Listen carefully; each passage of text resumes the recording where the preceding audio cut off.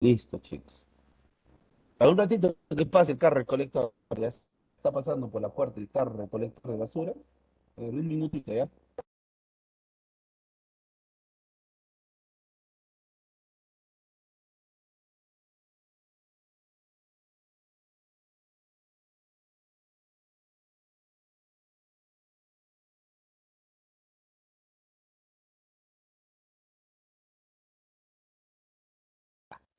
Listo, ahora sí.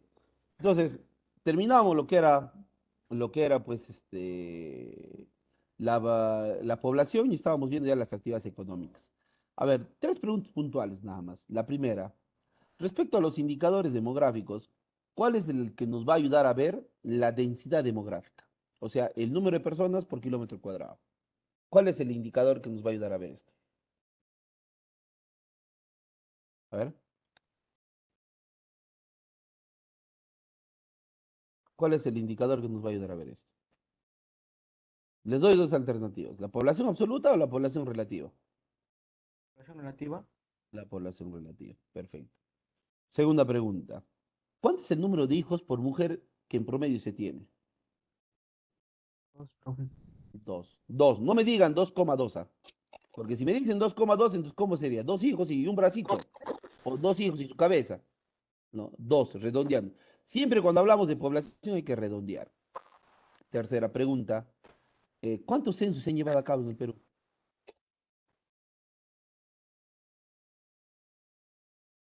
¿Cuántos censos se han llevado a cabo en el Perú? 12 censos. Y la última pregunta, ¿cómo se clasifican los recursos naturales?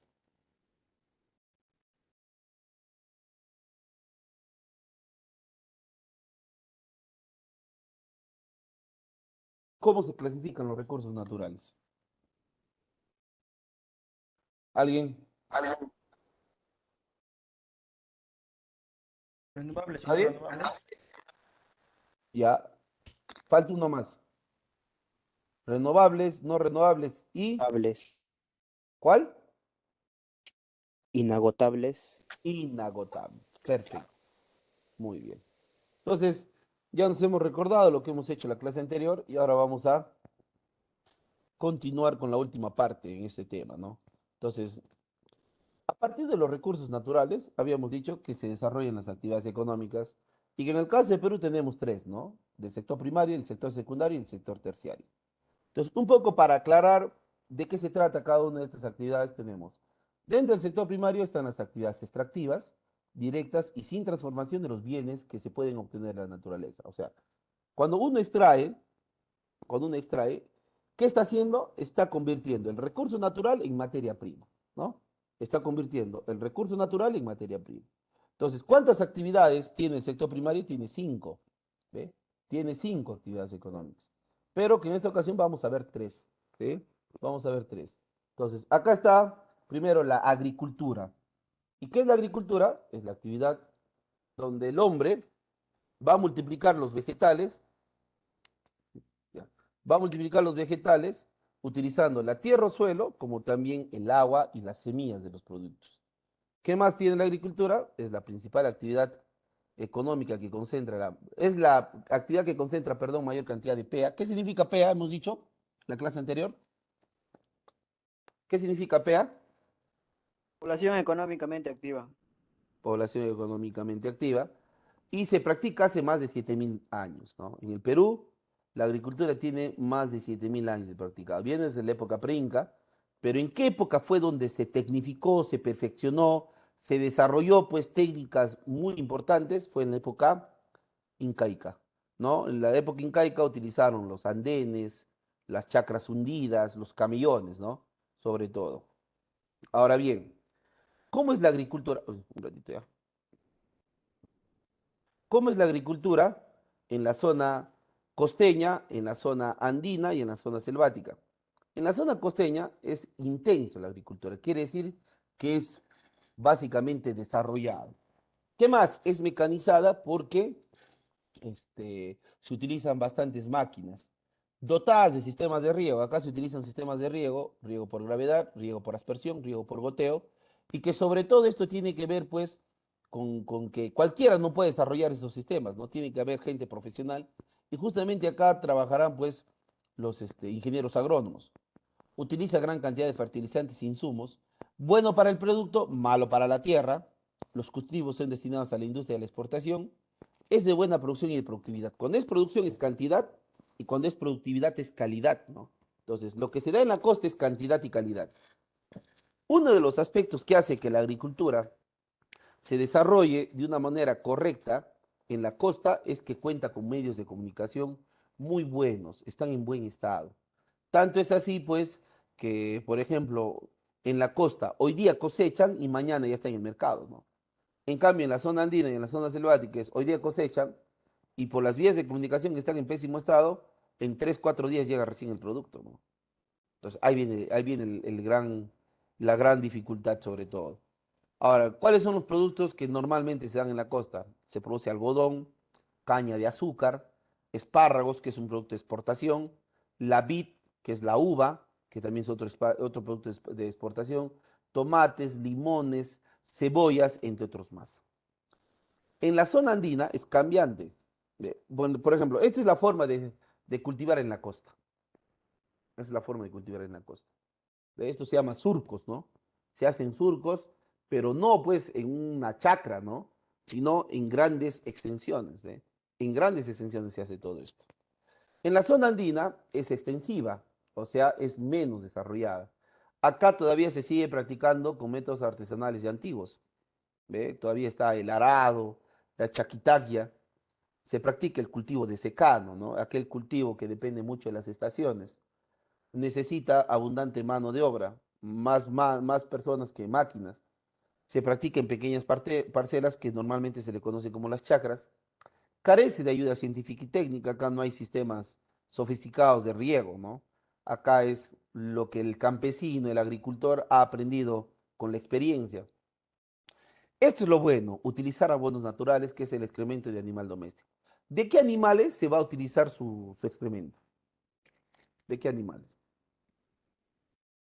Ovejas, ¿Ya? Del carnero. ¿Qué más? Los cuyes, Del cuy. ¿Qué más? Gallinas, De las gallinas. ¿Qué más? Cuy, oveja, gallina. Las vacas. cerdos, Un poco, muy poco, pero también. Del pollo, ¿no? Más que de la gallina, es del pollo. ¿Ve? El guano, ¿no? Ese pollo que de las granjas en donde se orina el pollo, en en la viruta, que es uno de los desechos de la madera, hay la granja utiliza esto, entonces el animal, el pollo se orina y luego se saca, ¿no? Y se pone en costales, y ese es el guano que más se utiliza. Y ese es bueno para la tierra y para el producto. Se cultiva para el consumo o el alto consumo y normalmente se produce pues hortalizas como la lechuga, la, la beterraga, tubérculos como la pape, el oyuco, la racacha, legumbres como las habas, los frijoles y cereales pues como el maíz, el trigo, la cebada, entre otros más. ¿Ve? Entonces, esas son las características que tiene la agricultura en la zona andina y así se da, ¿no? Las vías de comunicación en pésimo estado, el arado que todavía se sigue utilizando en algunas zonas y que eso demora más, y la abundante mano de obra que es necesaria para esta zona. En la selva es una mixtura, ¿no? En la selva alta intensa, en la selva baja extensa. En la selva baja se practica la agricultura migratoria. Ahora vamos a ver de qué se trata, porque se hace el rozo, la tumba, la quema, la siembra, la cosecha y el descanso. En la selva alta se practica en valles y terrazas, y en la selva baja en restingas y altos. Tienen clima y condiciones de terreno adecuado para la agricultura en la selva alta, sobre todo, porque la tierra es húmeda, ¿no? Y al ser húmeda es fértil. ¿Qué más? Tenemos en la selva baja perdón, el agua es permanente por lo caudaloso que son los ríos, y acá tenemos bastante agua, ¿no? Que ayuda pues al riego de los cultivos. En la selva baja es difícil el uso de máquinas porque las condiciones de terreno y las condiciones climáticas no son las adecuadas. ¿Y cuál es lo que se produce básicamente más en la selva? La producción de cacao hoy por hoy está muy fuerte en esta zona. También está de la palma aceitera, que ahora lo vamos a ver. también se produce té, arroz, yuca, frutas, café, entre otros más, ¿no? Entonces, ¿cómo es la agricultura migratoria primero? Así, como ustedes ven acá. En esta parte donde está marroncito, acá se ha hecho el roso, la quema y la tumba. ¿Ve? El roso, la quema y la tumba. Entonces, acá se ha deforestado, digamos, un espacio, que luego va a servir para la agricultura. Acá ya se ha hecho eso, ¿ve? Acá ya se ha hecho la siembra, se va a hacer la cosecha. Entonces, una vez que acá se termina la cosecha, ¿ve? Viene el descanso, viene el descanso. Entonces, mientras esta tierra descansa, esta tierra produce. Nuevamente la siembra, la cosecha, el descanso. Y mientras esto descansa, esta de acá, ya nuevamente se puede sembrar. Esa es la agricultura migratoria. Ir de zona en zona. ¿Ve? Ir de zona en zona. ¿Cuáles son hoy por hoy los productos bandera de la selva? El cacao, que está considerado como uno de los mejores del mundo, el cacao peruano, pero sobre todo uno de los productos que está revolucionando la zona de San Martín, la zona de San Martín, lo que es Tocache, lo que es Moyobamba, Tarapoto, es la palma aceitera. ¿Ve? La palma aceitera. Que llega a costar una palma aceitera, cuando se quiere destruir, el dueño quiere cobrar hasta $300, ¿no? ¿Ve? Hasta $300. ¿Ve? Entonces, eso es en cuanto a la agricultura, sobre todo de la selva y de todo el país. La segunda actividad del sector primario que vamos a ver es la pesca. Y la pesca es cuando el hombre extrae no solo peces del agua, sino también otros animales. ¿Y qué otros animales el hombre puede extraer? Puede extraer moluscos, puede extraer crustáceos, ¿no? Ahora, eso es lo que el hombre utiliza. Lo que el hombre no utiliza, pero hay en el agua, delfines, ballenas, focas marinas, o lobos marinos, focas, perdón, focas marinas, focas, lobos marinos, que eso el hombre no lo utiliza, ¿no? Salvo que sea pues para fines recreativos, por ejemplo, tener en un acuario delfines, tener en un acuario lobos marinos o focas, ¿no? Pero eso el hombre no lo va a consumir, pues, ¿no? Ahora, ¿cómo puede ser la pesca? De tres maneras.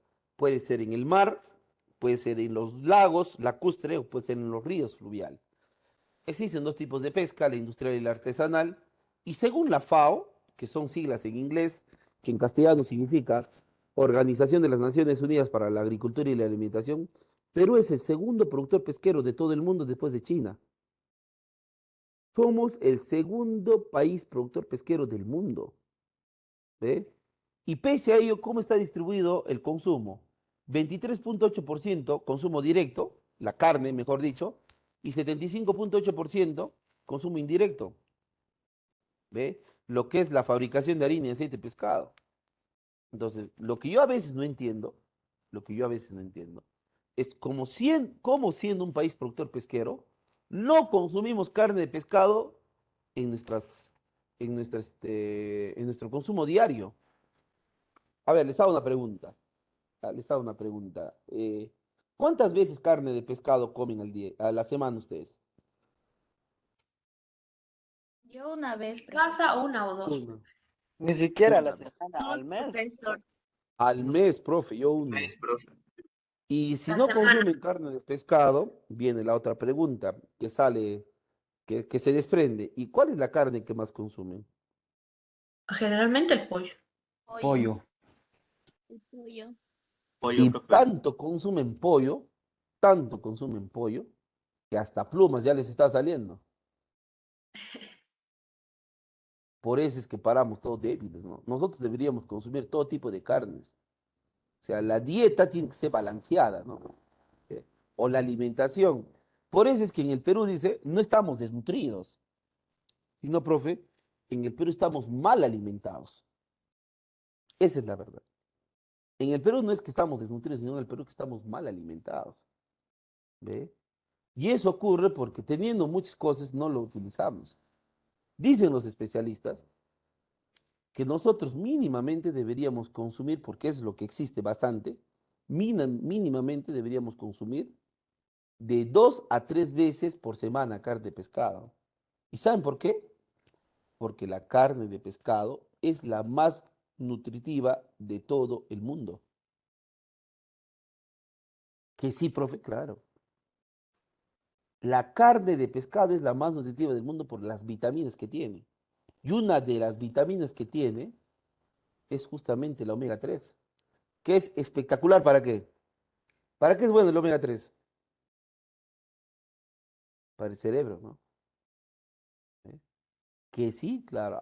Ahora, no vayan a ser como ese joven que en la semana me dijo, ¿no? Profe, yo sí, todos los días carne, pescado, todos los días, yo sí como. Así, le digo, ¿en qué plato? En uno solo, profe. ¿Así? ¿Y en qué plato comes carne, pescado? Ceviche. Yo todos los días ceviche ahí en la esquina de mi casa. En la mañana, al lado de mi receso, me salgo a comer mi plato de cevichito o a veces mi leche de tigre. Allá, ¿y tú consideras que ese es alimento? Le dije. Claro, mi profe, estoy diciendo que la carne pescada es buena. Déjame decirte que estás generando tu muerte lenta. Profe, ¿por qué? Supongamos que sea cítrico lo que utilizan para cocinar la carne del pescado en el ceviche. Supongamos, ya. Porque tú tienes que ver, ¿ah? Si tú no ves, yo al menos dudo. ¿Ve? Entonces, suponiendo que sea cítrico, ¿ya? El ceviche o la leche de tigre que tú comas. El cítrico en exceso es malo para la salud. ¿Por qué? Porque lo que va a matar el ácido cítrico son tus glóbulos blancos. O tus glóbulos rojos, perdón. Tus glóbulos rojos. Bien, no quiero asustarles, pero te voy a contar una historia real. ¿Ya? Te voy a contar una historia real. Yo tenía un conocido en la universidad, no estudiaba conmigo, estudiaba en otra carrera, pero que siempre salíamos a la misma hora, más o menos en el receso. Siempre entre las 10 y las 11 de la mañana no teníamos clases. ¿Ya? Éramos conocidos del deporte, ¿ya? Del deporte. Un chico muy alegre, ¿ya? Muy alegre. Y él siempre me decía a las 10 de la mañana, oh, vamos a tomar desayuno, me decía.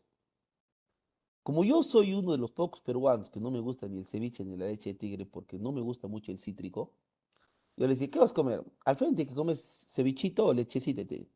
Yo prefiero comer mi Juan, una papa rellena, o de repente una quinoa, ¿no? Pero un ceviche no, yo le acompañaba.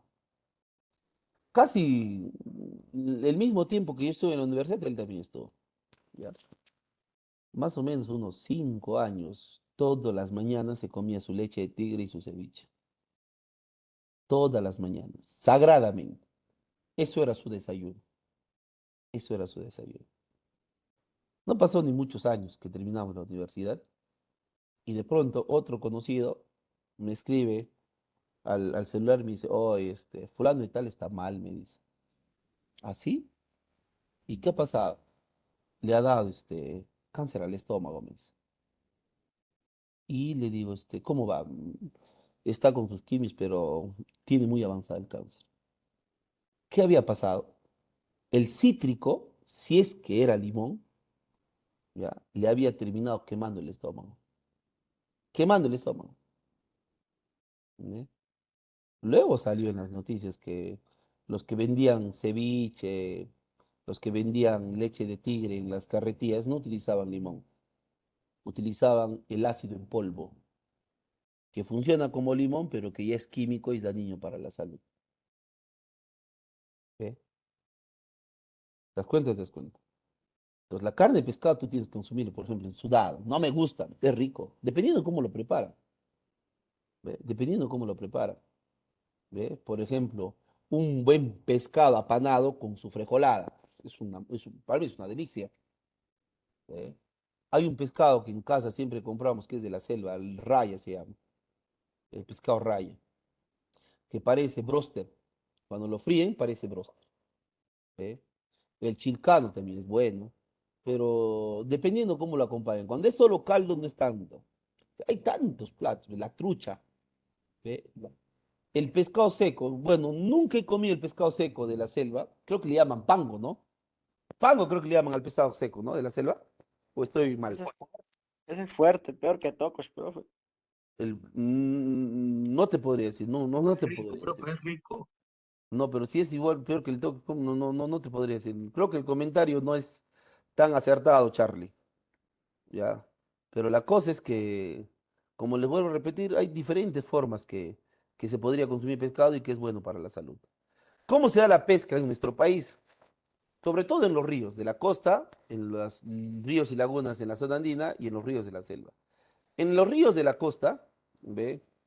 En los ríos de la costa la pesca es muy difundida, sobre todo la extracción del camarón, se pesca el camarón. ¿En qué lugares? En los ríos de Camaná, de Lunahuaná, Lima y los manglares de Tumbes. Pero producto de la contaminación está desapareciendo, ¿no? Entonces es un problema. Ahora, ¿con qué lo están sustituyendo el camarón? Se está pescando conchas negras, langostinos, que también es una gran actividad económica de la zona, ¿no? Por ejemplo, en Tumbes, la pesca de conchas negras es bien, bien, bien fuerte. Tanto es así que Tumbes tiene pues su plato bandera, ¿no? El ceviche de conchas negras. En la zona andina es poco difundida por la contaminación ambiental y que eso lo genera la minería, pero pese a ello, en un lugar de la zona andina, en donde se da bastante pesca, es en el lago Titicaca, se extrae pues truchas, pejerrey, suches. Mientras que en la selva también es muy difundida por la gran variedad de especies y porque es un medio de subsistencia, ¿no? Gran parte de la selva depende mucho de lo que le da los ríos, lo que da los bosques. Entonces, en esta parte se obtiene paiche, que es el pez más grande de agua dulce, ahora lo vamos a ver, zúngaro, sábalo, boquichico, corvina, carachama, doncella, bagre, palometa, ¿no? Por ejemplo, la palometa a la parrilla he visto un día que lo han preparado y muy rico, ¿no? También he tomado el caldo de boquichico, el que tiene bastante espinas, ¿no? El boquichico es una especie que tiene bastante espinas. Entonces, eso, por ejemplo, en la zona andina. Entonces, en la zona selvática, perdón. De esta manera son las especies que tenemos tanto en la costa como los langostinos, la trucha como la zona andina, y el pez que está zambulléndose es el paiche. ¿Pero ves es el paiche? Sí. Exacto, le han tomado la instantánea, ¿no? La foto. Y un paiche puede llegar a medir de metro y medio, ¿no? En adelante, y puede llegar a pesar más de 150 kilos. Más de 150 kilos, ¿no? Lo que puede llegar a pesar un paiche. Carne blanca solicitada, pero que está en peligro de extinción. Entonces, con eso estaríamos terminando lo que es la pesca. La minería también es una actividad del sector primario y esta es una actividad donde se extraen minerales, tanto metálicos, no metálicos y los combustibles, ¿no? Los metálicos como el oro, la plata, el cobre, el hierro, el zinc y el plomo, no metálicos como la sal, la caliza, la arena, los fosfatos, el mármol y los combustibles como el petróleo, el gas natural y el carbón. ¿Por qué el Perú es rico en minerales? Por dos cosas. Uno, por la diversidad del relieve, nuestro relieve es muy accidentado y eso hace que tengamos minerales. Y dos, por la fuerte acción telúrica, ¿no? Nosotros somos un país altamente sísmico, de eso ya le hemos hablado, y producto de eso, los minerales que están enterrados en el subsuelo llegan hacia la superficie. El territorio peruano es un territorio polimetálico porque tenemos hasta 40 tipos de metales, pero 6 son los más importantes, siendo el cobre, la plata, el plomo, el zinc, el hierro y el oro, lo que más se produce en el Perú. Ahora, a nivel mundial, ¿en qué puesto estamos? Somos el segundo productor del mundo en zinc, cobre y plata, el cuarto productor en plomo y molibdeno, el sexto productor de oro en el mundo, pero el primero en Latinoamérica, y el octavo productor de cadmio y roca fosfórica. Entonces, eso significa que estamos dentro de los 8 países con mayor producción de mineral de todo el mundo, de todo el mundo. Y así somos pobres. Y así tenemos muchos problemas. ¿Saben cuál es el gran detalle acá? ¿Saben cuál es la gran respuesta acá?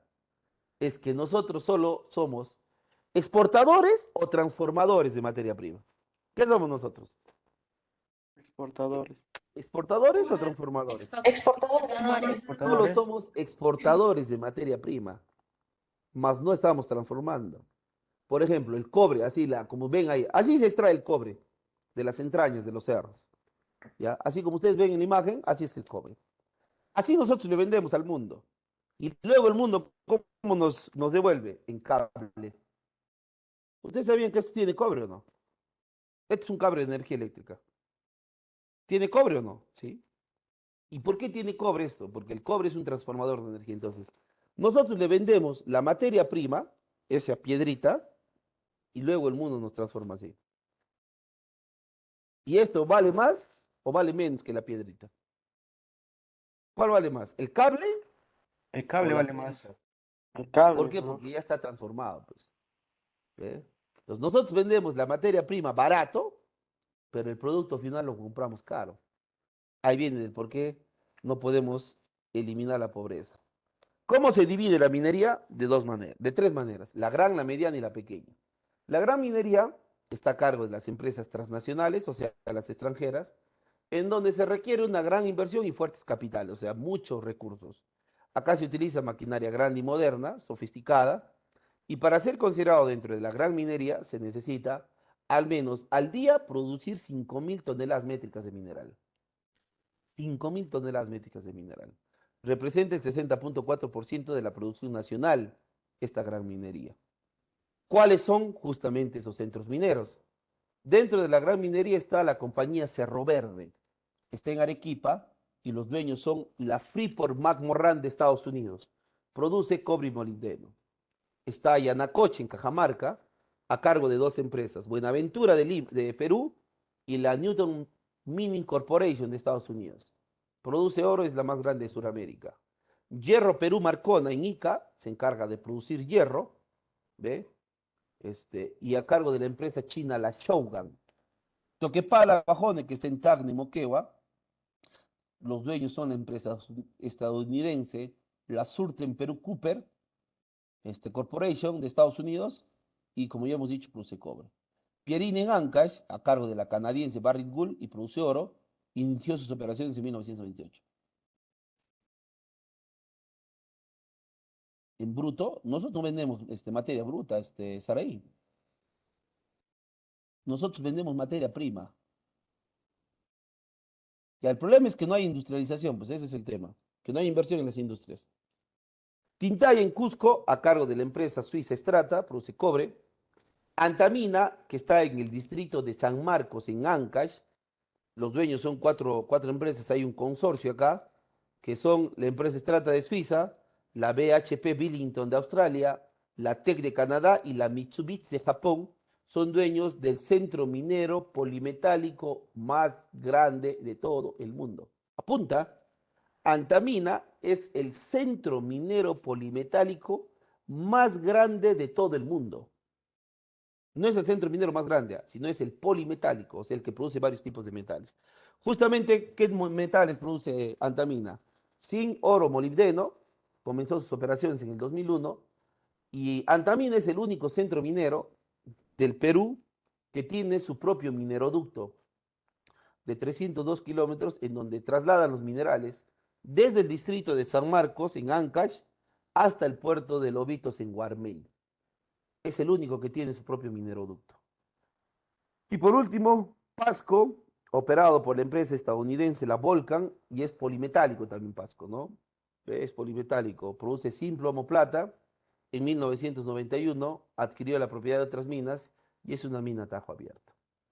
Esa es la gran minería. La mediana minería está a cargo de en gran parte de las empresas nacionales, utiliza maquinaria con alguna tecnología, produce entre 351 y 5.000 toneladas métricas al día, representa el 38.8% de la producción nacional y produce generalmente oro, plomo, cobre y zinc. Justamente, ¿cuáles son las empresas de la mediana minería? Tenemos la empresa Milpo, que está en la ciudad de Pasco, produce plomo. Raura en Huánuco es polimetálico, exactamente en la provincia de Lauricocha está Raura. La Caudalosa en Ica produce cobre. Morococha en Junín produce plomo. Guarón en Pasco, plata. Coraní en Puno, aluminio. Lircay en Huancavelica, mármol. Aracata, Huarcata en Guarequipa, plata. Y otra empresa minera de Huánuco es Rondorino, que también está en Lauricocha, produce hierro. Profetas nomás son de la, no hay más, de la mediana minería hay como 100, ¿no? Hay un montón de empresas de la mediana minería. Por último está la pequeña minería, que está a cargo de las empresas familiares, y en donde ocurre un gran problema, hay explotación laboral infantil. Acá los niños trabajan buceando, ¿no? Los ríos, ¿para qué? Para que puedan extraer oro. Justamente a la hora de desarrollar esta actividad, se va a utilizar métodos antiguos y artesanales y va a generar altos niveles de contaminación. O sea, ¿qué es lo que pasa? A ver, cuando el río dice, a sus orillas empieza a tener tierra negra, así negra, negra, los que conocen aducen que es época que hay oro, ¿ya? Que hay oro. Dice que la tierra se vuelve negro porque el oro tiene un componente que hace que la tierra se vuelva ese color. Pero ¿qué pasa? Ustedes saben que en el río existe correntadas. Entonces, ¿cómo van a obtener el oro? Incrustados en piedras, en roquitas. ¿Ve? Y eso normalmente está al pie, pues, de las grandes rocas. Entonces, al pie de las grandes rocas no va a entrar una persona adulta. ¿Quién entra? Los niños. Entonces, les ponen su traje de buzo, les dan su tanque de oxígeno y los niños empiezan a bucear, ¿no? ¿Eh? Una vez que encuentran una cierta cantidad, ellos suponen que en esa zona hay una gran cantidad de oro. Entonces, ¿qué traen? Traen una máquina que se llama una draga. No sé si hemos escuchado ustedes de las dragas. Ya, las dragas son así como motobombas que succionan todo, agua, tierra, piedra. Entonces, ¿qué hace? Esta motobomba succiona, ya esta máquina succiona grande, ¿no? Succiona el agua, por un lado hace volver el agua, pero ya sucia, pero por otro lado está botando los desechos que tiene el río, ¿no? Tierra, piedra, roca. Una vez por un lado estás por un lado botando agua y por otro lado el otro componente, en el otro componente de la tierra, de la piedra, de la roca, es ahí donde van a empezar a buscar oro. Empiezan a buscar oro, ¿no? Empiezan a buscar oro. Y encuentran, y tipo una sartén, eso donde preparan chaufa, ¿han visto, no?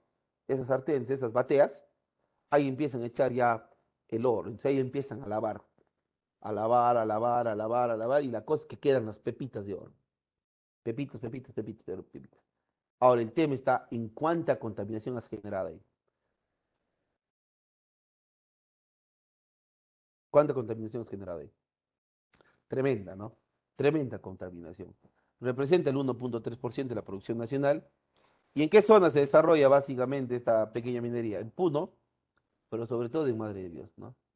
En Madre de Dios. ¿Sí? Entonces, eso es en cuanto a la pequeña minería. ¿Sí? En cuanto al sector secundario. Por favor.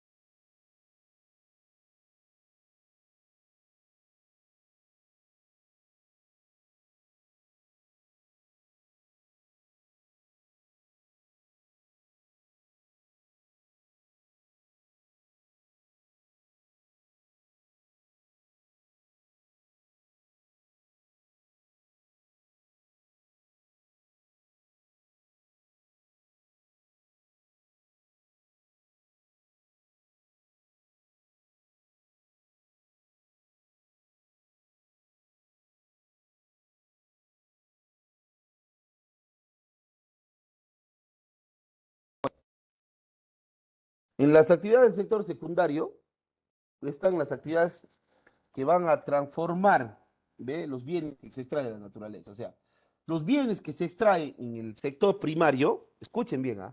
Los bienes que se extraen en el sector primario, en el sector secundario se van a transformar.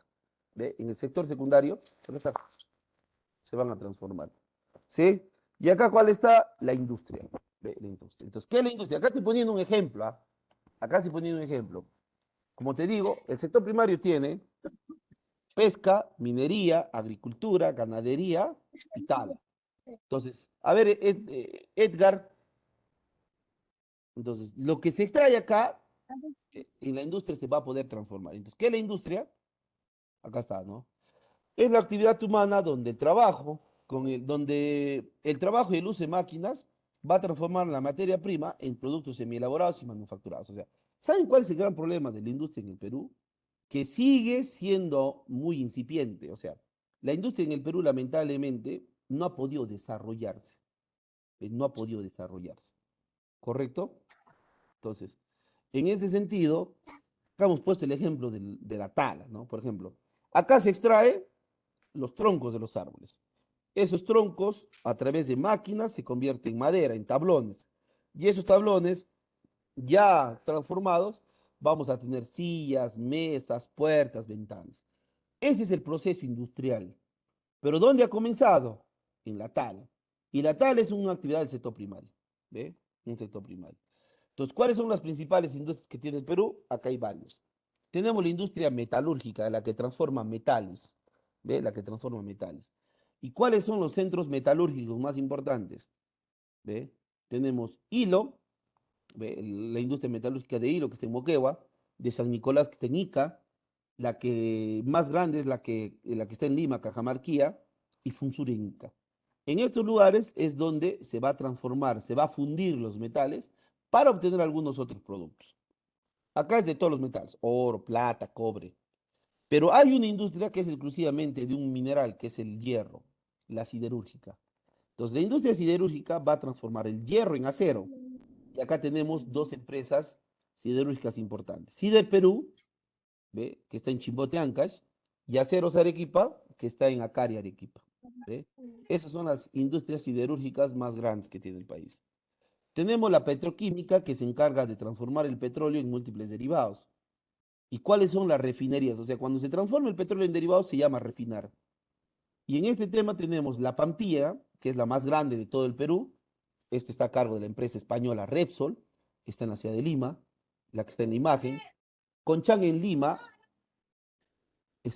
Talar en Piura, Luis Fernando Díaz en Loreto, Pucal Pucayali y Chivillaco en Loreto. La primera es la Pampía y la segunda es Luis Fernández Díaz de Loreto. Esas son las refinerías que tenemos en las imágenes. Tenemos la industria nuclear, que se encarga de producir medicamentos para el tratamiento contra el cáncer, ¿no? Y la planta nuclear que tiene el Perú se llama el Guarangal, está en la ciudad de Lima, en el distrito de Caraballo, y es la única que tenemos, es la única que tenemos, ¿no? Nosotros no producimos, como ya lo hablábamos en las clases anteriores, ni energía ni armamento nuclear, producimos medicamentos en la lucha contra el cáncer. Tenemos la industria cementera que se encarga de transformar la piedra caliza en cemento. Y las empresas cementeras más importantes son Cementos Lima, que está en Lima, y dos marcas, ¿no? Sol y Atlas. Cementos Pacasmayo, que está en La Libertad, Cementos Yura, que está en Arequipa, Cementos Inca, que está en Lima, pero la más grande y quizás una de las más comerciales es Cemento Andino, que está en Junín, su fábrica, ¿no? Inclusive hay de varias presentaciones el cemento andino, ¿no? Hay de varias presentaciones, hay de color rojo, de color verde, de color azul y bolsa negra, entre entre otras presentaciones. Tenemos la industria metalmecánica, que se encarga de la fabricación y el ensamblado de estructuras metálicas. Aquí los astilleros del CIMA son los que están a cargo de esta industria, ¿no? ¿Y qué significa CIMA? Servicio Industrial de la Marina. Son los que reparan y fabrican embarcaciones. Uno de los últimos logros que se ha hecho con el CIMA en esta industria es que en el 2013, o sea, hace 9 años, el CIMA construiría el buque militar más grande de todo el Pacífico. ¿Ve? Solo no. Ustedes saben que nosotros no producimos tecnología.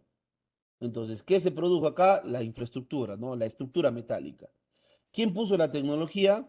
La empresa coreana, la surcoreana, es Corea del Sur, Daewoo, ellos pusieron la tecnología y actualmente este buque multipropósito está valorizado en 60 millones de dólares. El buque construido en el CIMA. Eh, algo más que les iba a decir.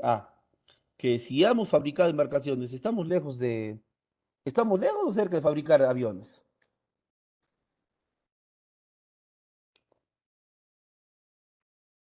¿Cerca? Estamos cerca, ¿no? Lo único que faltaría sería, pues, desarrollar la tecnología, que es algo que todavía no se ve en el Perú. La hidroeléctrica es la que produce energía eléctrica a través del recurso hídrico, ¿no? Del agua de los ríos. ¿Y cuáles son las centrales eléctricas más importantes que tiene el Perú? Tenemos la central de Carhuaquero, utiliza las aguas del río Chancay en Cajamarca. Huallanca, en el Cañón del Pato, utiliza las aguas del río Santa en Ancash. Huinco y Barba Blanca, las aguas del río Santeulal en Lima. Pablo Bonner, Moyopampi y Huampaní, las aguas del río Rímac. Charcani 5, las aguas del río Chilibitro en Arequipa. La acta de verificación. o busque por ahí, creo. Ya, Charcani 5, las aguas del río Chilibito en Arequipa, Aricota, las aguas del río Recumba en Tacna, y acá vienen los aspectos, las centrales quizás más importantes. Santiago Antunes de Mayolo utiliza las aguas del río Mantaro en Huancavelica y es la más grande del Perú, ahora vamos a ver. Machu Picchu es una central recientemente construida, las aguas del río Urubamba en Cusco. Sangabán utiliza las aguas del mismo nombre en Puno, es la más moderna. Y no podíamos dejar de hablar de la central eléctrica que tiene Huánuco, ¿no? Chagua utiliza las aguas del río Guayaga, ¿ve? Entonces, acá hemos puesto las imágenes de tres centrales eléctricas. Esta de acá es la más grande. Santiago Antunes de Mayolo está en Huancavelica y utiliza las aguas del río Mantaro, como hemos dicho. Esta es la más moderna, Sangabán, ¿ve? En Puno, y esta es la que está en Huánuco, la de Chagua. Pregunto, la energía eléctrica que actualmente ustedes están utilizando, y yo también, ¿desde dónde viene? ¿Desde De dónde viene Huancavelica, desde Huancavelica, ¿no? ¿De qué central eléctrica? Santiago Antunes de Mayolo. Muy bien, Raúl. Desde Santiago Antunes de Mayolo, bien, ¿no? También tenemos la industria curtiembre, que se encarga de transformar los diferentes tipos de cuero en zapatos, chaquetas, correas, sombreros, etc., etc. ¿Y en qué lugares tenemos esta industria, la que transforma el cuero? En la ciudad de Trujillo, Cajamarca y Arequipa. Los que hemos tenido la oportunidad de conocer la ciudad de Trujillo, hay un lugar que se llama la Alameda de los Zapatos. La Alameda de los Zapatos. Son como 2 a 3 cuadras en donde los zapatos de cuero, cuero, te cuestan recontra barato. Barato es poco, recontra barato. Buenos zapatos son, buenos zapatos. Cuando yo tuve la oportunidad de estar en un congreso por Lambayeque, volviendo nos quedamos en Trujillo. En la ciudad de Trujillo nos quedamos un día. Y aprovechando la estancia en Trujillo, fuimos a la Alameda de los zapatos. Yo me traje 2 o 3 de zapatos que me duraron muchos años me duraron. ¿Ve? Entonces, eso tiene el Perú también. También está la industria de harina y aceite de pescado, que son los que se va a producir básicamente de la extracción de la anchoveta y la sardina, ¿no? Entonces, la harina y el aceite de pescado, ¿para qué sirve la harina y el aceite de pescado? Pregunto. ¿Para qué se podría utilizar?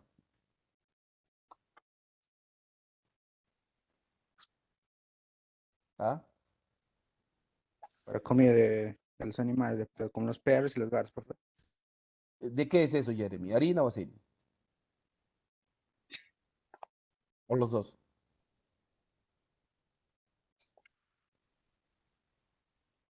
La harina de pescado para lo que dice su compañero, Jeremy, ¿no? Para lo que es alimento balanceado de perros, gatos, pollos, la purina, el engorde es justamente harina de pescado, pues, ¿ve? Mientras que el aceite, ¿para qué sirve el aceite de pescado? Para freír. ¿Ah? Eso es el omega 3, profesor, lo que extraen. Claro, y eso, ¿para qué sirve el Keiko para el omega 3? Para complementar la alimentación en las Claro. personas. Es En como cápsulas, una ¿no? ayuda. Ajá. Claro, para el tema médico sobre todo. ¿Ve? Entonces, eso es en cuanto a la industria. ¿Alguna pregunta hasta acá? ¿Está quedando ¿Qué? claro? ¿Preguntas, dudas? Muy bien, muy bien. Entonces, ahora vamos a ver las actividades del sector terciario. Y dentro del sector terciario están aquellas actividades indispensables para la economía y no producen bienes tangibles, ¿no? Entonces, si no producen bienes, las actividades del sector terciario, ¿qué producen? Servicios. Servicios. Dentro de ellos está el turismo, ¿ve? El comercio y el transporte. Profe, la educación, los bancos, ya. Las clínicas, ya. ¿Qué cosa dices el comercio? Es el intercambio de productos y de servicios. Quiere decir que la educación está dentro del comercio, sí o no. La educación, los bancos, las clínicas, ¿están dentro del comercio, sí Sí, o no? profesor. Sí. Sí, profe, sí. No, lo que han hecho es mencionarlo de manera individual. Cuando uno habla de comercio, solo cree que está hablando pues de bienes, ¿no? No, el comercio también implica los servicios. Entonces, la primera actividad que vamos a ver acá es el turismo. Y según la OMT, la Organización Mundial del Turismo, ¿cuánto está imprimiendo? Ah, ya, ya. La Organización Mundial del Turismo, según la OMT, es aquellas actividades que realizan las personas durante sus viajes o estancias en lugares diferentes a su entorno habitual, ¿no? Por un periodo consecutivo inferior a un año y mayor a un día.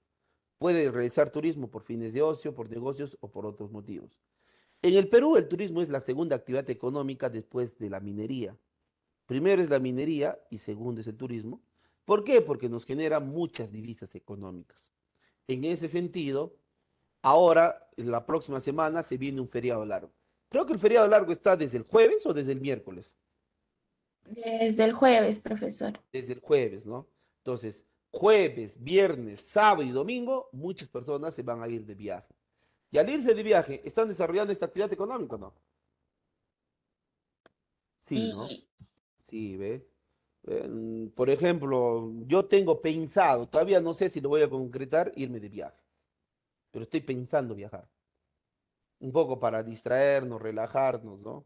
Después de haber compartido 11 semanas con todos ustedes, ¿ve? ¿No? Entonces, el turismo, ¿por qué te genera divisas? Por el tema de alimentación, de transporte, guías turísticos, alojamiento, artesanías, ¿no? Entonces, cuando uno se va de turista, va a tener que llevar su bolsa de viaje, ¿no? Y es ahí donde se va a generar muchos ingresos. ¿Cuáles son los lugares más visitados por los turistas nacionales y los turistas extranjeros? Por ahora, ¿a dónde estoy pensando viajar? A ver, creo que voy a viajar por la zona selvática, por la zona selvática. Porque como ahorita estamos en invierno, viajar por la zona andina, como tengo mi hijo pequeño de 3 años, entonces sería exponerlo a que se enfermen. Ustedes saben que en la zona andina, si hace frío en Huánuco, imagínate pues en zonas un poco más altas, ¿no? Va, por acá, no sé, por acá está. Ya, vamos a exponerlo a que se pueda enfermar. Entonces, por ahora, la zona andina en esta parte está descontada, pero sí estoy pensando ir por una zona selvática, ¿no? Al menos para distraernos. Todavía no sé, todavía no sé.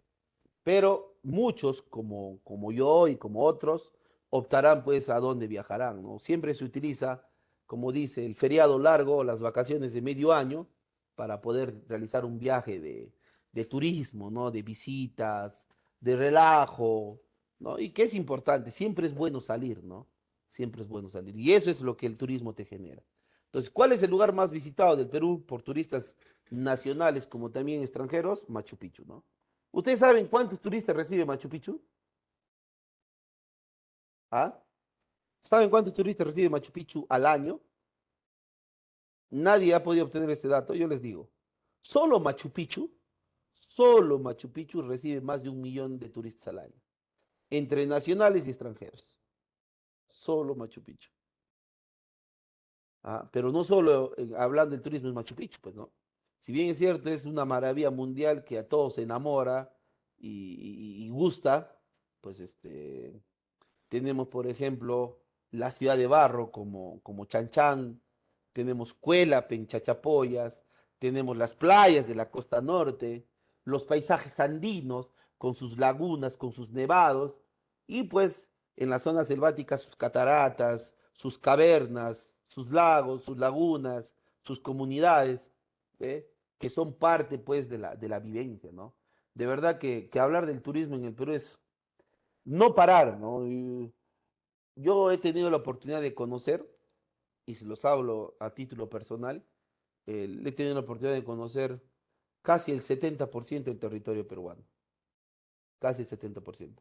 Me faltan algunas ciudades, ¿no? Por ejemplo, no he llegado a conocer Iquitos, Iquitos no conozco, en algún momento iré. No he llegado a conocer Tumbes, Cajamarca, me falta por conocer. eh, por el sur, Madre de Dios, tampoco conozco. Puno, no he llegado todavía a Puno. Arequipa, Moquegua, Tacna, Apurímac, son algunas de las ciudades que me falta por conocer. Luego los demás, al menos hemos llegado a sus capitales, ¿no? Al menos hemos llegado a sus capitales. Y en algunos otros hemos llegado a algunas provincias, inclusive, ¿ve? Por ejemplo, de Junín conozco hasta Satipo, San Ramón, Pichanaki, Mazamari, ¿ve? De Pasco, Yanahuanca, ¿no? Entonces, miren todo lo que tenemos, ¿ve? En nuestro país. O sea, hablar del turismo es tremendo, ¿ve? Tremendo, tremendo. Últimamente estuvimos no solo de turistas, sino trabajando, y eso ha generado que se desarrolle por ahí alguna actividad, que es en Tocache, ¿no? ¿Ve? Tocache, que está a 5 horas de Huánuco, perteneciente al departamento, al departamento de San Martín, ¿ve? Entonces, hay mucho, o sea, de verdad que hablar del turismo es hablar de un turismo cultural que tiene que ver con los centros arqueológicos. Hablamos de un turismo urbano, que es conocer las ciudades.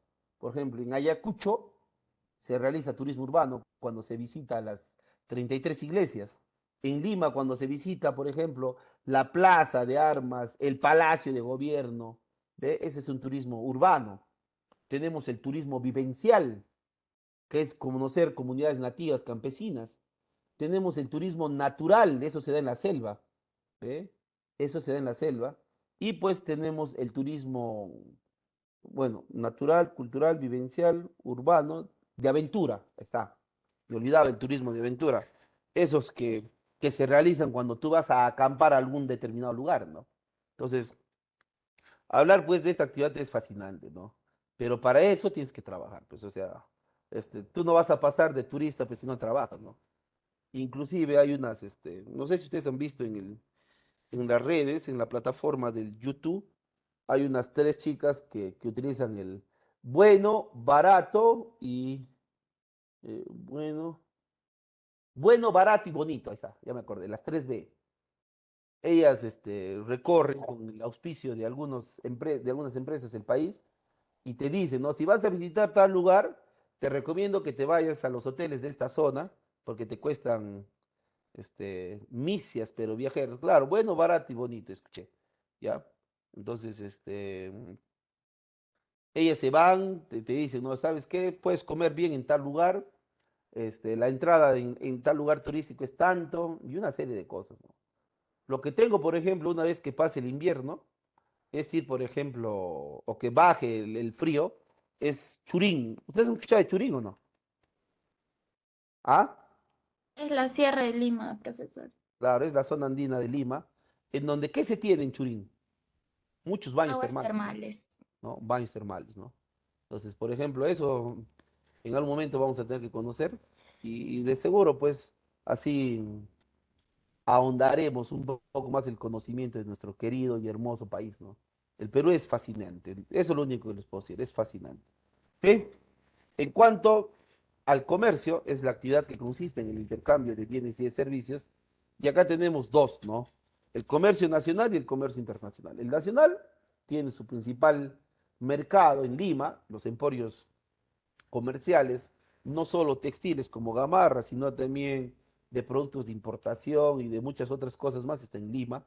Y el comercio internacional, que tiene que ver con las importaciones y las exportaciones, lamentablemente, pues en los últimos años tiene una balanza negativa, ¿no? ¿Por qué? Porque más de lo que compramos de lo que vendemos. Por eso es que hay una balanza negativa. Respecto al comercio internacional, las exportaciones, ¿qué son? Van a ser las ventas que nosotros le realizamos al mundo, ¿no? ¿Y qué es lo que nosotros más vendemos al mundo? Lo que ya hemos hablado, ¿no?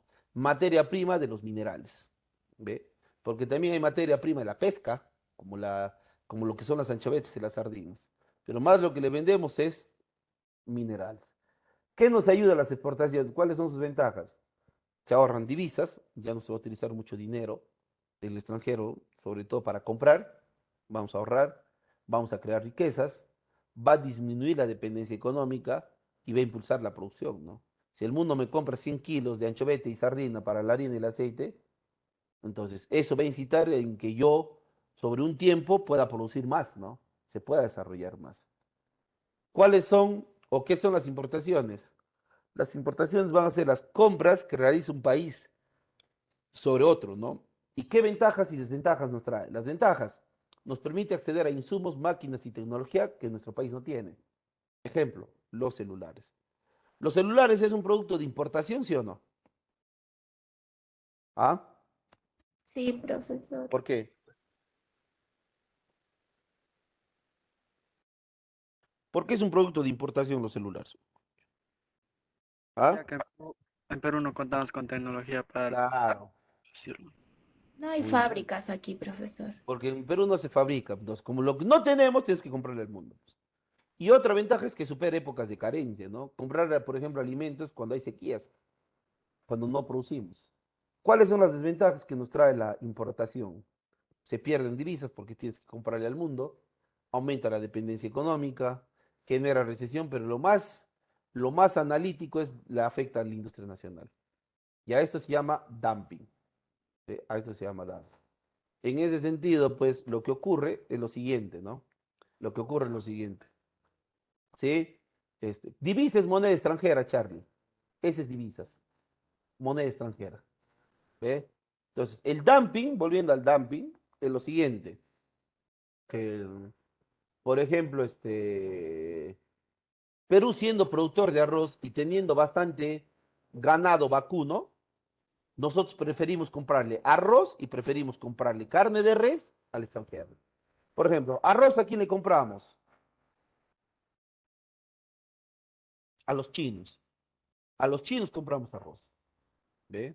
Y carne de res a Argentina. Pero ¿qué pasa cuando hacemos eso? Afectamos la industria peruana. Por ejemplo, al arrocero le vamos a dejar con su producto, ese producto se va a devaluar, se va a vencer y luego problemas de pobreza. Mientras que al ganadero, al no comprarle su carne, esa carne se va a envejecer, el ganado se envejece, pierde valor y ya nadie le va a querer comprar. Por lo tanto, también genera desempleo y por ende pobreza. ¿Cómo comprarle algo al mundo? Te puede terminar afectando. Si tú sabes que tienes productos, por más barato que cueste, por más barato que cueste, tú tienes que priorizar el producto peruano. Pero lamentablemente, cuando hay este tipo de situaciones, priorizamos el producto extranjero. ¿Por qué? Porque es más barato. Solo porque es más barato. Y eso está mal. En cambio, cuando es trigo es diferente. ¿Ve? Perú produce trigo, sí. Perú produce trigo. Perú produce trigo, eso nadie lo discute. ¿Dónde está el problema? El problema es que el trigo que produce Perú no alcanza. ¿Ve? No alcanza. Entonces, al no alcanzar, ¿qué sucede? ¿Qué sucede al no alcanzar con el trigo? Existe la necesidad de comprarle al mundo. ¿Y quién es nuestro principal vendedor de trigo? Estados Unidos. Lo mismo pasa con el tema del petróleo. ¿Ve? ¿Perú produce petróleo? Sí. 8.000, o perdón, 855.000 barriles de petróleo al día produce Perú. 855.000 barriles. Y muchos pensarán que esto es bastante, pero no es bastante. No es bastante. ¿Eh? Entonces, pese a que nosotros producimos 855.000 barriles de petróleo al día, no alcanza para el parque automotor y para las industrias. ¿Ve? No alcanza. Entonces, al no alcanzar, existe la necesidad de comprar petróleo al mundo. ¿Y quién era nuestro vendedor hace 20 años, principalmente de petróleo? Venezuela. Ahora Venezuela ya no tiene nada. Venezuela en su momento fue el país que más producía petróleo en todo el mundo. Y todo eso, miren cómo está Venezuela, pobreza al más alto nivel. ¿Ve? Entonces, actualmente, ¿quién nos vende petróleo? Estados Unidos. Eso es lo que sorprende. Estados Unidos no es productor, pero sí es el principal vendedor de petróleo del mundo. ¿Y saben por qué o no? Porque las empresas norteamericanas son las principales extractoras de petróleo en los países del mundo. ¿Ah? Son las principales extractoras de petróleo en el mundo. Miren, ¿ve? Entonces, ¿cómo cambia esta situación? ¿Ve? ¿Cómo cambia esta situación? ¿Se dan cuenta o se dan cuenta? Entonces, una cosa es que tú sabiendo que tienes, le compres, y otra muy diferente es que sabiendo que tienes, no te alcanza, no lo hagas. Ahí está el tema, ¿ve? Ahí está la diferencia. ¿Ve? Entonces, eso es en cuanto a las ventajas y a las desventajas de la importación. Por último, tenemos el transporte, ¿sí? Por último, el transporte, que son las vías de comunicación. Entonces, las vías de comunicación son caminos que se usan para transportar a la población y a la producción de los bienes y también para el desarrollo del comercio. En ese sentido, el encargado de las vías de comunicación de nuestro país es el MTC, quien se encarga de reglamentar, vigilar y mantener las vías de comunicación en buen estado. Pregunto, ¿Cuántos tipos de vías de comunicación hay?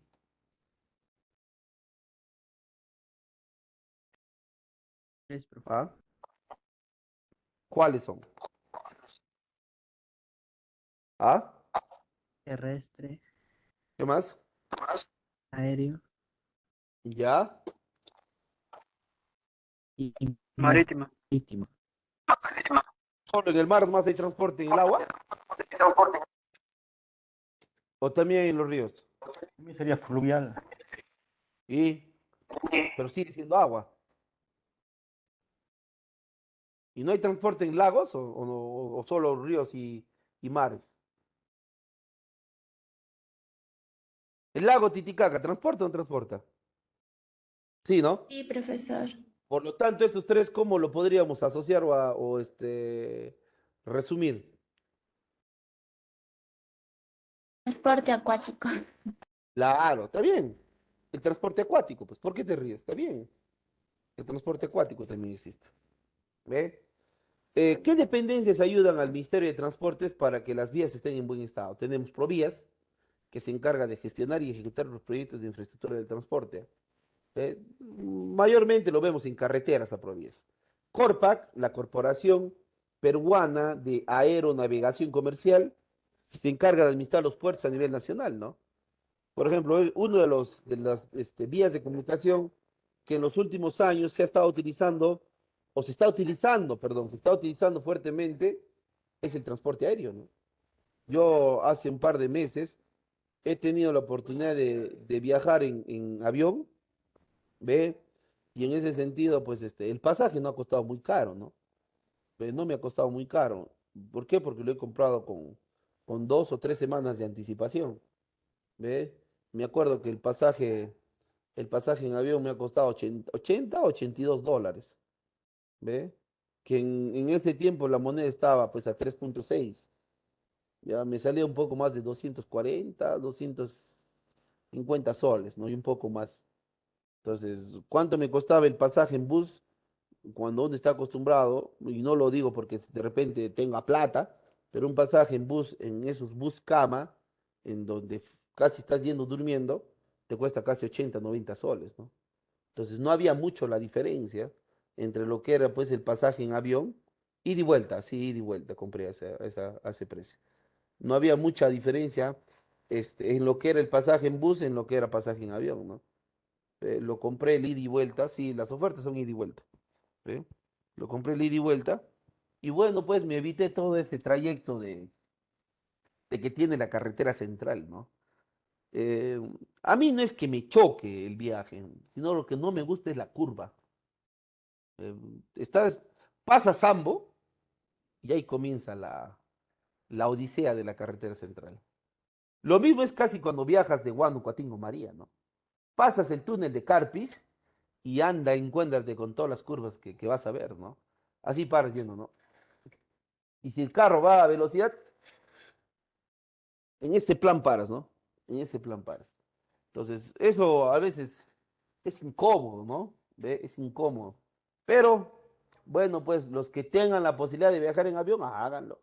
Y los que no, simplemente también nos movilizaremos por carro, ¿no? Por carreteras, ¿no? ¿Ve? Ahora, ¿cómo nosotros deberíamos desconcentrar, uno, las carreteras y dos, generar un tránsito un poco más rápido? Trenes, los trenes. Los países europeos, si hay algo que han hecho en el tema del transporte es eso.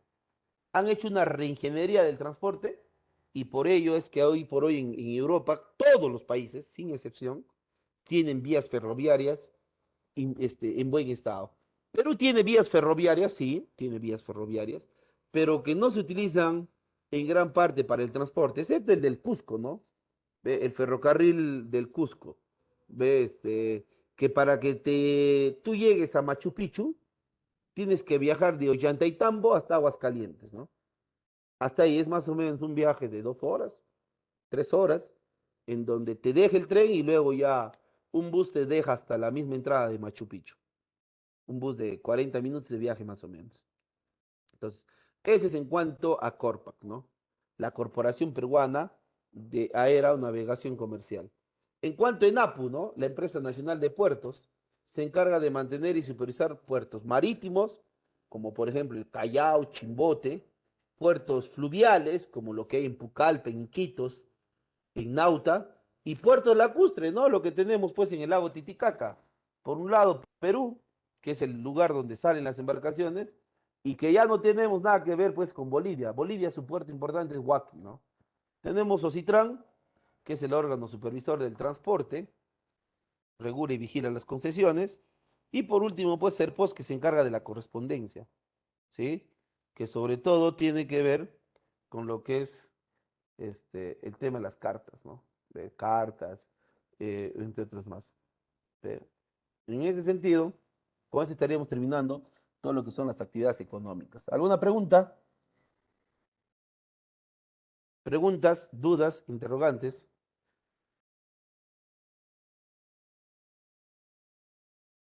¿Sí? ¿Quedó claro?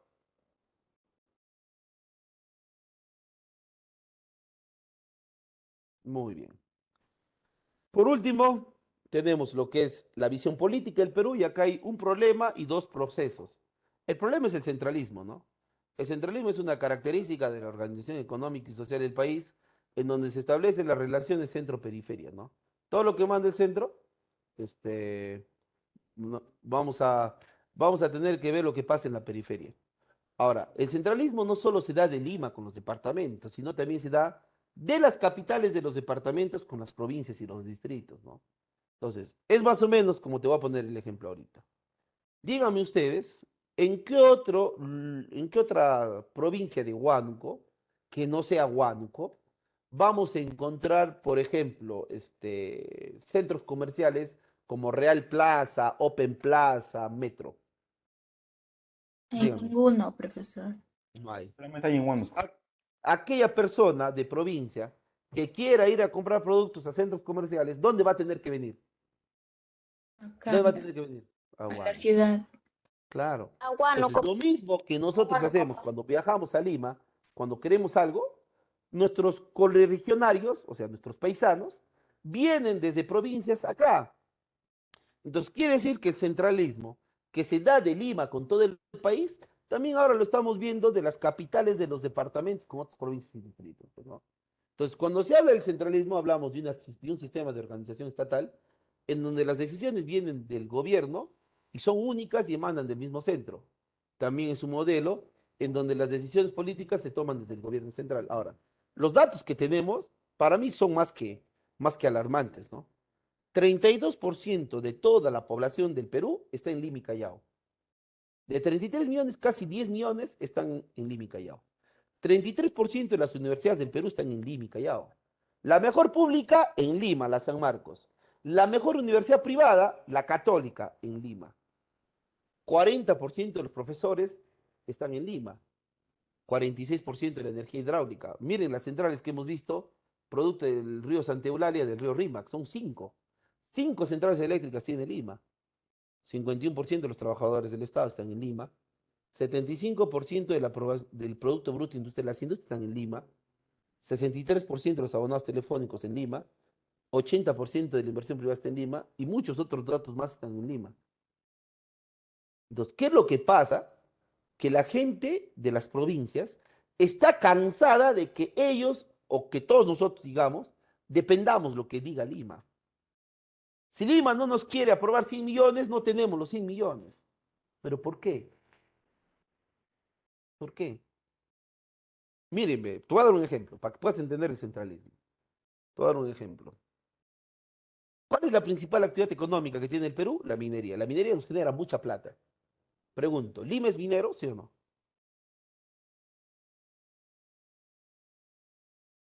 ¿Lima es ciudad minera, sí o no? No. No. No, ¿cómo que sí? No. Entonces, si Lima no es minera, ¿de qué vive? Vive de las compañías mineras de otras ciudades. O sea, ¿saben cómo es el problema del presupuesto en el Perú? De la siguiente, ¿ve? Todo lo que se genera en el país, la minería, el turismo, el comercio, la industria, todo, ¿dónde llega a parar? Al Ministerio de Economía y Finanzas que está en Lima. Entonces, el Ministerio de Economía y Finanzas tiene su PBI. que va más allá de 193.000 millones de dólares. ¿Ve? Ahí está su PBI. ¿Ya? Entonces, a la hora de distribuir el presupuesto, el primero en recibir presupuesto es Lima. Como Lima tiene 10 millones, entonces a Lima hay que darle para 10 millones. Pero esos 10 millones es en población. El presupuesto no solo va en base a la población, sino va en base al tamaño. Entonces, como Lima tiene 10 millones, gran parte del Producto Bruto Interno se queda en la capital. Se queda en la capital. Entonces, casi el 45% es para Lima, solo para Lima, el 55% lo tienen que distribuir entre todos los departamentos. Entonces, por eso es que no llega a todos. Pero sí he sido el que he generado, sí he sido el que he dado dinero. Alguna vez un presidente dijo, los recursos que se generan en un departamento se deben quedar en ese mismo departamento. ¿Por qué con la plata que genera, por ejemplo, Ancash, o Pasco, o mismo Huanco, tenemos que atender a Lima? ¿Por qué? Y no es que seamos envidiosos, ¿ah?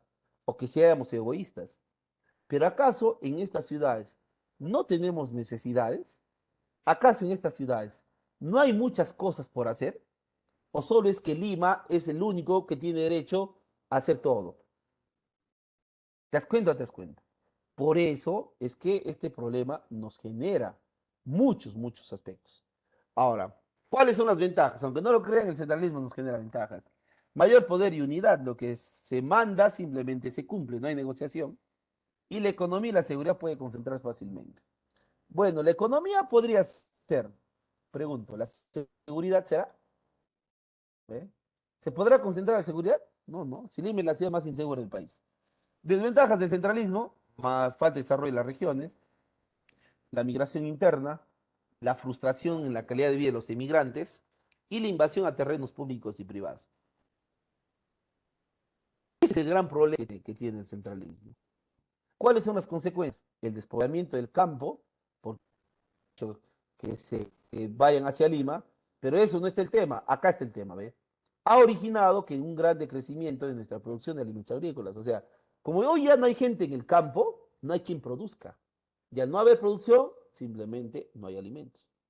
La falta de trabajo ocasiona que exista delincuencia, y eso en Lima hay por doquier, la insuficiencia de toda clase de servicios públicos, cómo vive la gente que está en los asentamientos humanos.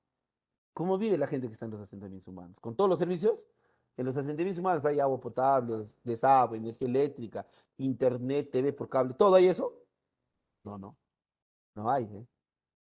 Por eso uno no entiende cuando el provinciano, ese aventurero, dice, voy a triunfar a Lima. Y de triunfar nada, va a padecer, ¿no? Va a invadir el cerro, si no hay trabajo, va a volverse vendedor ambulante, y si dentro del vendedor ambulante no hay ganancias, se vuelve delincuente. ¿Mm? Turización en Lima y otras principales ciudades, donde los pueblos jóvenes, asentamientos humanos, o llamadas urbanizaciones populares, se ubican en periferias de Lima e incrementa la demanda de servicios. ¿Ve? Por eso, en Lima se habla de los conos, ¿no? Cono norte, cono sur, cono este, cono oeste. Porque si ustedes me preguntan si en Lima Centro hay pobreza, y la respuesta es que no. Ahí no hay pobreza. Los que viven dentro del casco urbano, no hay pobreza. Pero los que viven en los cerros, ahí sí está el problema de la pobreza. Desequilibrios muy abismales entre los niveles de vida, entre el que vive en Lima y los del interior del país, especialmente en la zona. ¿Cómo viven las gentes en las zonas rurales?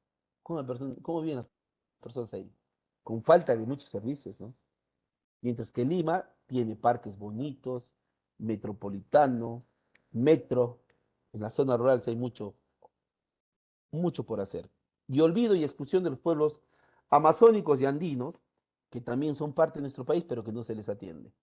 Por último, administrativamente es tedioso, engorroso y burocrático, ya que los trámites demoran demasiado tiempo. Es más o menos cuando una persona se enferma, ¿no? Una persona se enferma en provincia y no te pudieron, como dice, curar o detectar tu mal, ¿a dónde te derivan? A Lima. Pero para eso tienes que esperar, ¿qué cosa? Cama libre. Por ejemplo, tú te enfermas y te atiendes por el seguro, normalmente te derivan o al Menara o al Rebagliati, en uno de esos dos hospitales. Ya, señor, usted va a tener, llegas al Almenara y todos los cuartos están llenos. Pobre paciente de provincia atendiéndose en el pasillo. Si hay cama, pues es un logro, pero si no lo hay, es más probable que te mueras, ¿no? Es más probable que te mueras. Entonces, esas son las consecuencias del centralismo. La regionalización implica la división del territorio en áreas menores, con características comunes, pero sobre todo representa una herramienta metodológica básica en la planeación, o sea, en la planificación económica, política, administrativa y ambiental, pues permite el conocimiento de los recursos para su manejo adecuado, ¿no? Es el proceso que busca lograr la descentralización y para eso se tiene que crear regiones. A ver, ¿qué tengo acá? Ahora te mandan a Huancayo, ¿no? Mm, algunos. Un familiar se ha ido a Huancayo, pero otros familiares se han ido a Lima, los han mandado a Lima. Algunos, Jacqueline. No te podría decir que a todos están mandando a Huancayo. Algunos están mandando a Huancayo. A la gran mayoría los derivan a Lima. A la gran mayoría. Algunos sí están yendo. Tengo un tío que ha sido atendido en Huancayo, pero tengo muchos conocidos que han sido atendidos en Lima. En cuanto que es una región, según la ley 27783, región son las unidades territoriales geoeconómicas con diversidad de recursos naturales, sociales e institucionales y que van a estar integradas histórica, económica, administrativa, ambiental y culturalmente. Esa es la definición de región según la ley. Ahora, ¿cuáles son los objetivos que tiene la regionalización? Descentralizar la administración pública, como les había manifestado. Sin regionalización no hay descentralización. Crear un sistema de organización territorial con autoridades con poder de decisión en su jurisdicción, en plena coordinación con el gobierno central. Muchos creen que regionalizar es generar mini estados, y no es así. O sea, el presidente va a seguir siendo para todos por igual. La diferencia es que ahora van a tener mayor capacidad de decisión. Nada más. Conservar el medio ambiente y lograr un adecuado aprovechamiento de los recursos naturales. ¿Cómo ha sido el proceso de regionalización en Perú? En los últimos gobiernos o en los gobiernos del 80 al 2000 han sido de la siguiente manera, ¿no? Francisco Morales Bermúdez planteaba la primera forma de regionalizar, ¿ve? Con la Constitución del 79, en donde se planteaba crear 5 núcleos de cohesión.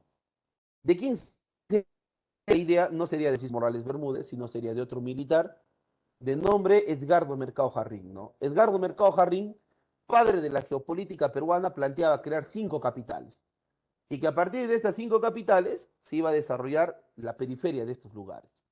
No se llegó a concretar plenamente. Luego tenemos la regionalización que sí se llegó a dar en el gobierno de García.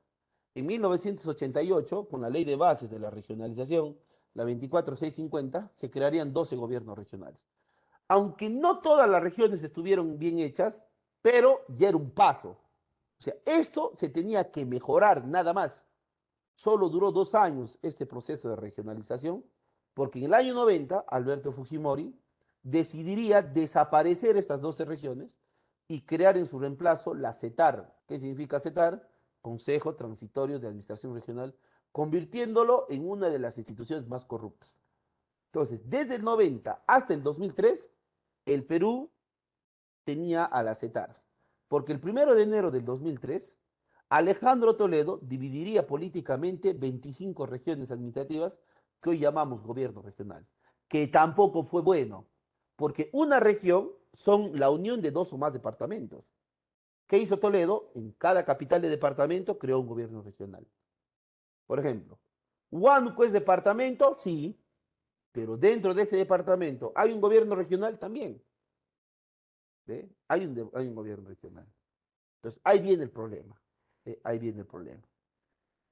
En cuanto a la descentralización, es una característica, ¿ve?, del Estado, en donde se deja que las autoridades regionales y locales tomen sus propias decisiones. O sea, darle mayor poder. Esta distribución de recursos y de funciones se va a dar entre el gobierno nacional y los gobiernos locales y regionales. ¿Cuándo comenzó el proceso de descentralización en el Perú? En el 2002, cuando Alejandro Toledo promulgó la ley 27783, que es la ley de bases de la descentralización.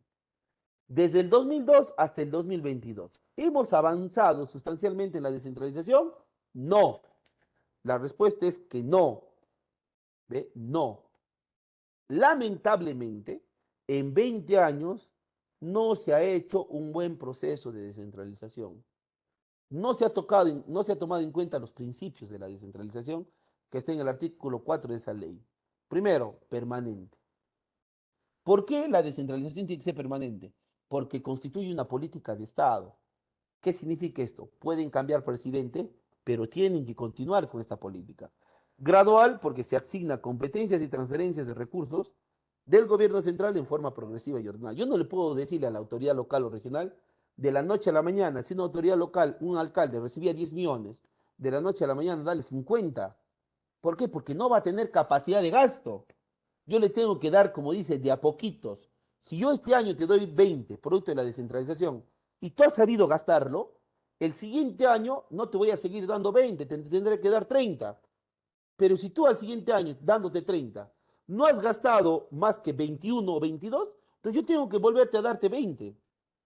Por eso es que es gradual la descentralización. Dinámica porque está en proceso constante y continuo, está mejorándose. Irreversible porque busca mejorar las condiciones de vida de la población. Democrática porque involucra la participación de todos. Integral porque busca interrelacionar al Estado en su conjunto, es decir, entidades públicas y privadas. Y subsidiaria porque se va a asignar competencias a determinados niveles. Entonces, esos son sobre todo los aspectos básicos que se debe tener en cuenta para la descentralización y que no todos estos principios han sido tomados en cuenta. ¿Cuáles son los elementos que tiene la descentralización? 8 elementos. Los 3 niveles a la cabeza. Central, 1, regional, 25 y local, más de 2000. Entonces, estos 3 van a tener que interrelacionarse trabajando mancomunadamente. Pero sumado a ello necesitamos 5 elementos más. Las empresas privadas, que lo encontramos en todo el país, los partidos políticos de la misma manera, las organizaciones sociales, la población y las fuerzas del orden. Sin descentralización vamos a seguir siendo un país centralista. Sin descentralización vamos a seguir siendo un país centralista. Justamente, ¿cuáles son esos objetivos que tiene la descentralización? Promover el desarrollo armónico de las diferentes localidades del país. Todos merecen y tienen derecho a desarrollarse. Promover la cobertura y el abastecimiento de los servicios esenciales y la infraestructura básica en todo el territorio, ¿no? ¿Por qué solo en las ciudades puede haber agua y desagüe? ¿Por qué no en las zonas rurales? Siempre nos hemos preguntado eso, ¿eh? Promover las inversiones nacionales y extranjeras en todo el país. Solo los empresarios llegan a una sola zona, no en todo el Perú. Promover el desarrollo de las capacidades y los recursos de los ciudadanos y de la sociedad en su conjunto para lograr el mejoramiento de la calidad de vida de la población. Ahí está la educación. Donde solo hay universidades, en las capitales de los departamentos. Debe haber un proyecto a largo plazo para tener, o si no son universidades en las provincias, al menos sedes, pero sedes bien hechas. También hubo un detalle acá, ¿no? Se abrieron sedes por todos lados y no había las condiciones para que los universitarios estudien. ¿Ve? Fortalecer la unidad del Estado mediante la distribución ordenada y eficiente de las competencias y la adecuada relación entre los diferentes ámbitos de gobierno y la administración estatal. O sea, yo no te puedo decir de la noche a la mañana ahora vas a hacer esto. Yo te tengo que dar, como dice, de a pocos. Ver cómo tú, alcalde provincial, distrital, cómo tú, gobierno regional o gobernador regional, sabes trabajar cuando te doy mayor competencias. Porque la descentralización no solo es dar dinero, también es dar funciones. En otros términos, que el gobierno central no aglomere todas las funciones, sino también trasladarles a los gobiernos locales y regionales. Lograr adecuados niveles de coordinación entre las entidades públicas de ámbito nacional, con instancias descentralizadas, que todos tengan poder de decisión. Es más o menos así, ¿ve? Para que te puedas dar una idea ya. Llega una persona multado por la SUNAT. Le multan, la SUNAT le multa porque no paga un impuesto X. Pero la persona cree que le están cobrando injustamente, entonces presenta su reclamo.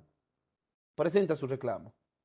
¿Cuántos días tiene la SUNAT, según su política, para responder? Te dice 45 días, o sea, un mes y medio recién te van a decir si lo que tú has presentado está bien o está mal. 45 días.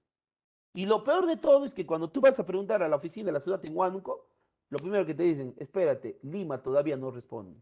Entonces, discúlpeme el término, ¿para qué carajos existe acá la SUNAT si no van a tener capacidad de decisión?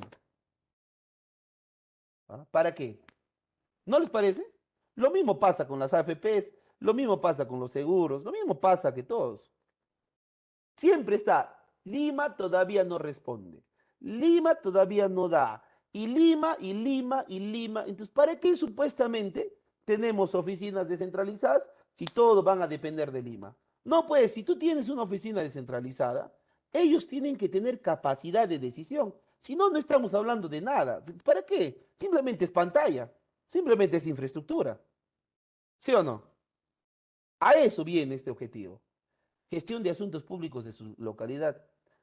Los alcaldes, tú le vas a buscar ahorita un alcalde a su distrito, ¿y qué te dicen? Está de viaje. ¿Dónde se ha ido? A pedir presupuesto a Lima. Oye, pero si tú de acá puedes gestionar. No, tienen que ir allá. Y tú te vas al Ministerio de Economía y Finanzas, y eso sí se los digo, ¿ah? Tú vas al Ministerio de Economía y Finanzas, y ahí los alcaldes haciendo fila para entrevistarse con el ministro o los viceministros para que gestionen recursos.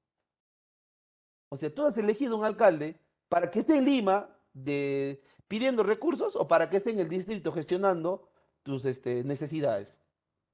¿Para qué hemos escogido?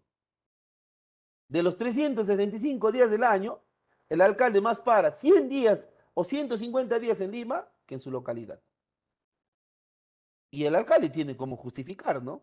Señor, yo no paro acá, parece estar el teniente alcalde, deja encargado, porque estoy gestionando recursos, obras. Y todo es pagado. ¿Quién crees que paga los viáticos del alcalde? ¿Acaso el alcalde está pagando con su sueldo? Todo es pagado por la municipalidad y la municipalidad funciona en base a los impuestos del pueblo. Entonces, eso tiene que cambiar, ¿ve? Y mantener una clara asignación de competencias entre las entidades públicas y descentralizadas y desconcentradas que evite la innecesaria duplicidad de funciones. Ese es otro problema, ¿no? A veces el alcalde quiere ser el gobernador y el gobernador quiere ser presidente y el presidente quiere ser alcalde. Cada uno tiene bien delimitadas sus funciones. ¿Dónde está eso? En la constitución política, en la ley orgánica de municipalidades para los alcaldes y en la ley orgánica de los gobernadores regionales de los gobiernos regionales para los gobernadores. Pero, pero hay personas que quieren ser todistas, pues, ¿no? ¿Ve? Si el gobernador regional no me da recursos, yo. Si tú no tienes la capacidad, pues, ¿por qué quieres hacer algo? ¿Mm? Entonces, hay mucho por trabajar acá. ¿Cuándo se retrocedió en descentralización? En el gobierno de Alberto Fujimori. Fujimori destruyó la descentralización en 1992 porque formó un Estado hipercentralista con la nueva constitución.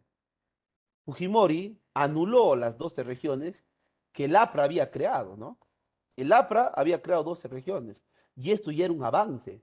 No lo había hecho del todo bien porque había regiones, ciertamente, en el gobierno aprista que se habían unido, departamentos inclusive sin tener vías de comunicación. Pero ya era un avance, pues. Fujimori, ¿qué hizo? Eliminó las 12 regiones y creó la CETAR. Y la CETAR es la organización, o fue una de las organizaciones más corruptas del gobierno de Fujimori, ¿no? ¿Saben qué más hizo Fujimori? Por primera vez en toda nuestra historia creó el MIPRE. ¿Y qué era el MIPRE? El Ministerio de la Presidencia, en castellano. Por primera vez el primer ministro tenía un ministerio. ¿Qué tal? ¿Cuándo has visto que el primer ministro tiene un ministerio? Pero con Fujimori pasó. Entonces, ¿qué hacía este ministerio?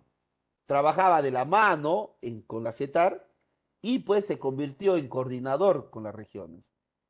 Ahora, la Constitución del 93, ¿qué decía? Que a los presidentes de la CETAR lo tenía que elegir el pueblo. A los presidentes de la CETAR. A ver, Edgar, por favor. Edgar. A los presidentes de la CETAR lo tenía que elegir el pueblo. ¿Pero quién lo elegía? El mismo presidente. Me cae, ¿no? El mismo presidente. No, Edgar, guapo, te estoy escuchando tu audio. Mira. Mira, no vaya. Edgar, Perdón, bro, pues. ¿puedes apagar tu audio? Sí, bro, me espera. Ya, a ver. Entonces, ¿qué pasaba? Que a los presidentes de la CETAR lo elegía el presidente de la República y no respetaba la Constitución. Ahora, los gobiernos locales, miren, esto fue una estrategia, pues. ¿Qué hicieron desde el gobierno? Supuestamente descentralizaron, ahora te voy a decir por qué no, porque les entregaron a las municipalidades programas asistencialistas como el INFES que significaba Infraestructura Nacional Social, PRONA, Programa Nacional de Asistencia Alimentaria, y FONCODES, el Fondo de Compensación para el Desarrollo Social. Estos programas, antes de que desaparezcan las regiones, eran del gobierno, o sea, pertenecían a la PCM. Con Fujimori, estos programas pasan a las municipalidades. Entonces, supuestamente, las municipalidades ya estaban teniendo la descentralización. Pero ¿qué pasaba? En sí no ocurría eso porque los gobiernos locales, para ejecutar cualquier obra con estos programas, tenían que pedirle al gobierno central. Y acá los habitantes se convertirían en sujetos pasivos dependientes, porque, por ejemplo, Foncodes construye un reservorio en un pueblo, construye un reservorio, caños públicos.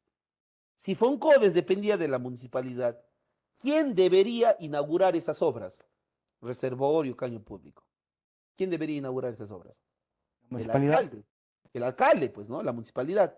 Pero ¿quién crees que inauguraba? ¿Quién crees que inauguraba? El gobierno central. El presidente de la República. ¿Por qué creen que la gente de las zonas alejadas sigue pensando que Fujimori fue el mejor presidente del país? Profe, pero estaba bien que él vaya a la ceremonia, pero quien inaugure debería ser el alcalde, porque si el programa depende de la municipalidad, ¿por qué tenía que ir el gobierno? ¿Me dejo entender o no? Entonces, con esto, el gobierno mantenía su legitimidad en el poder porque el pueblo lo respaldaba y las autoridades simplemente eran pantalla. Estaban por las puras, porque ellos no pintaban ni despintaban nada. Entonces, ahí es donde se retrocede a la descentralización. ¿Ve? Entonces, con eso estaríamos terminando todo lo referente al curso de geografía. Y no sé si hubiera alguna pregunta, porque nos hemos pasado 2 minutitos. ¿Alguna pregunta, dudas, interrogantes, comentarios, críticas? Todo recibe. Ustedes saben que no me molesto yo. ¿Sí? Listo, chicos. Entonces, hasta acá es el curso de geografía.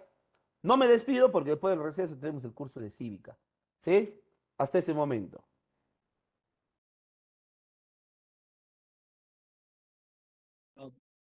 Yo, profe, nos vemos más bien. Hasta un momento.